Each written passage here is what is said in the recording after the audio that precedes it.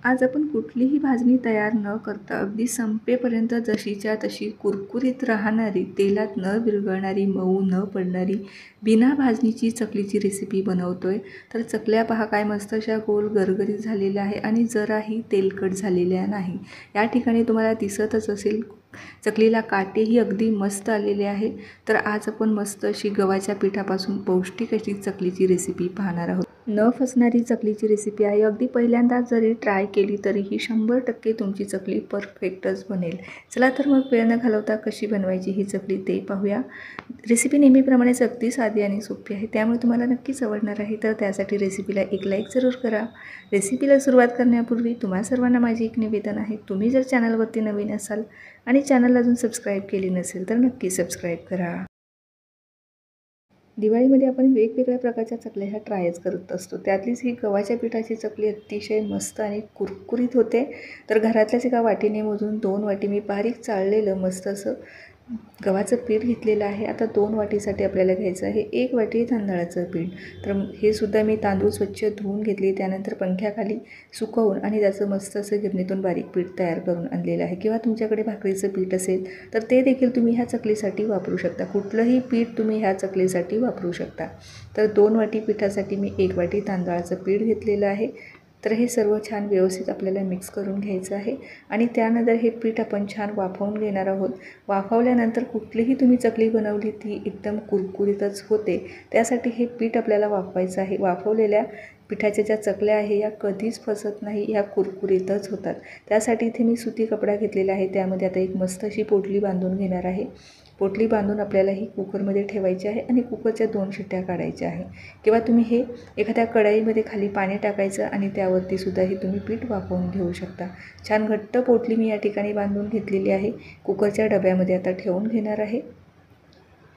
मस्त व्यवस्थित घट्ट गाठ बांधून घ्यायची। त्यानंतर ही डब्यामध्ये ठेवून कुकरमध्ये सुद्धा आपल्याला एक तांब्यावर पाणी टाकायचं आहे आणि मस्त अशा 2 शिट्ट्या झाकण लावून आपण त्याच्या काढून घेऊया। किंवा नुसतंच वाफवणार असेल तर तुम्ही कढईमध्ये सुद्धा 10 मिनिटासाठी ह्याला वाफवून घेऊ शकता। इथे आपलं पीठ छान असं वाफलं गेलेलं आहे। मी फक्त 2च शिट्ट्या काढलेल्या आहेत, त्यापेक्षा जास्त अजिबात काढायची गरज नाही।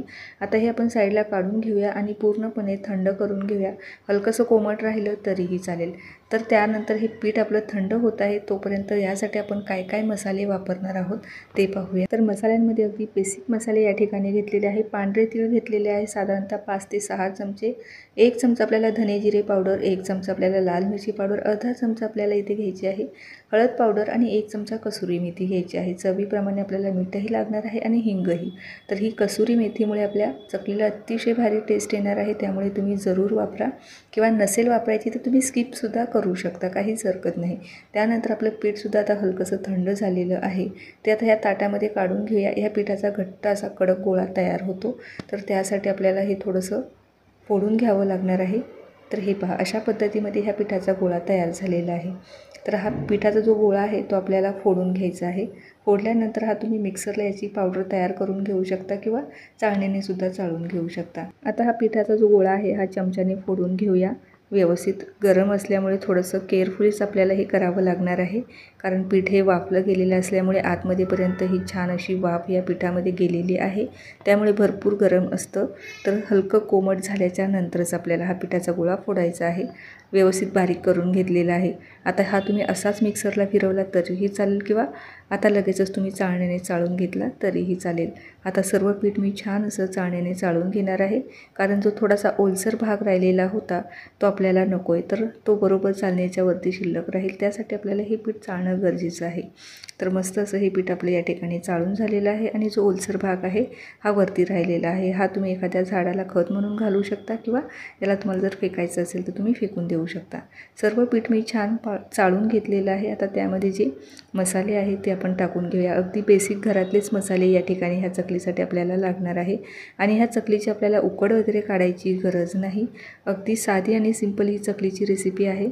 सर्व जिन्नस आपण व्यवस्थित मिक्स करून घेऊया आणि ह्या चकलीमध्ये आपल्याला तेलाचं मोहनसुद्धा घालायची अजिबात गरज नाही।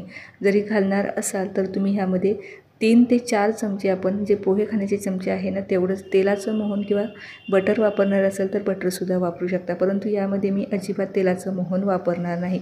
तरीही आपल्या चकल्या एकदम मस्त अशा खुसखुशीत तयार होणार आहे. सर्व मसाले मी छान व्यवस्थित एकजीव करून घेतलेले आहे. आता याला आपल्याला थंड साध्या पाण्यामध्ये मळायचं आहे.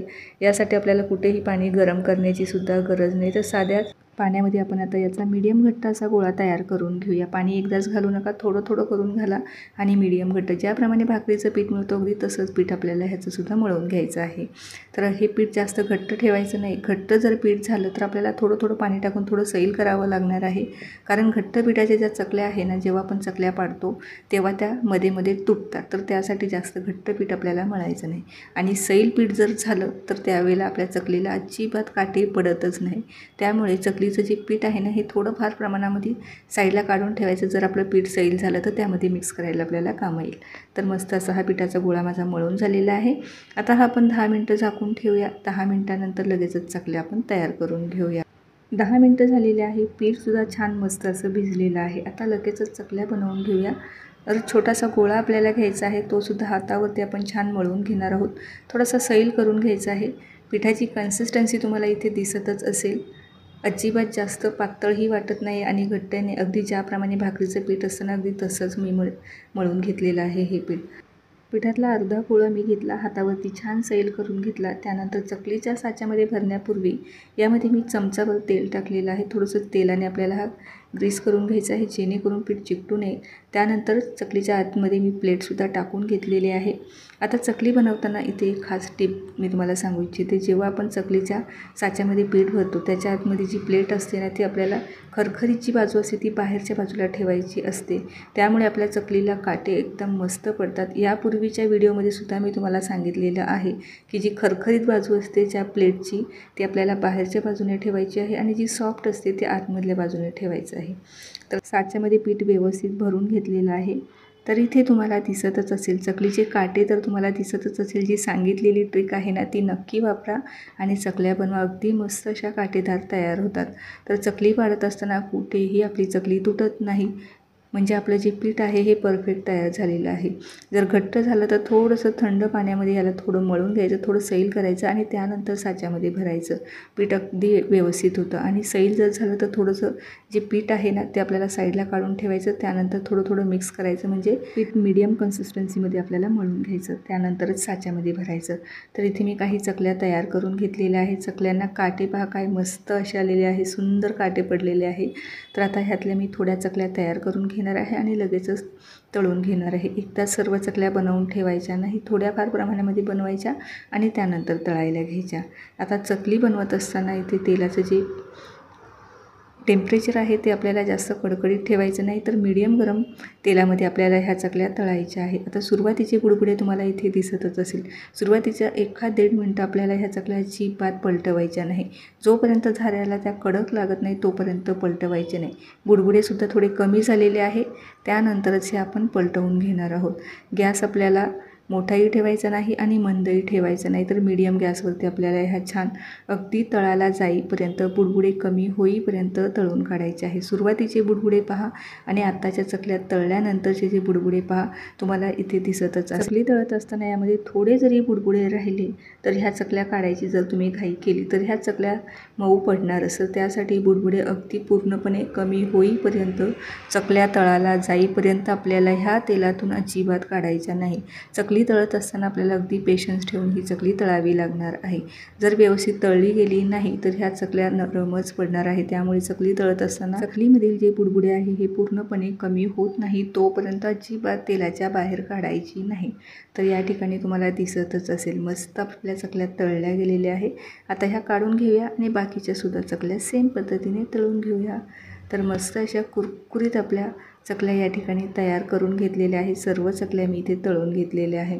तर चकलीचे काटेही पहा, रंगही पहा, अगदी मस्त आलेले आहे आणि कुठेही आपली चकली जी आहे तुटलेली नाही, मोडलेली नाही किंवा तेलकटसुद्धा झालेली नाही. अगदी मस्त ह्या चकल्या तयार होतात. जेव्हा आपण चकलीसाठीचं जे पीठ वापरतो ना त्याच्या ज्या चकल्या आहे ह्या मस्त अशा खुसखुशीत आणि कुरकुरीतच होतात आणि अजिबात कधीच ह्या चकल्या बिघडत नाही. तर त्यामुळे तुम्ही ह्या पद्धतीने चकल्या नक्की ट्राय करा आणि कशा झाल्या त्या मला नक्की कळवा. तर आता ही चकली मी तुम्हाला तोडून दाखवते. किती कुरकुरीत झालेली आहे ते तुम्हाला यावरूनच समजणार आहे. अगदी मस्त अशा ह्या संपेपर्यंत जशाची तशा कुरकुरीतच राहतात. अतिशय सोपी रेसिपी आहे आणि ह्या चकल्या तुम्ही दिवाळीलाच नाही तर एरवीसुद्धा मनात येईल तेव्हा बनवून खाऊ शकता. मग कशी वाटली आजची गव्हाच्या पिठाची चकलीची रेसिपी जर आवडली असेल तर नक्की ट्राय करून पहा आणि कशी झाली ते सुद्धा मला कमेंटद्वारे कळवायला अजिबात विसरू नका. चला तर मग पुन्हा भेटूया अशाच एका नवीन रेसिपीसोबत. तोपर्यंत धन्यवाद.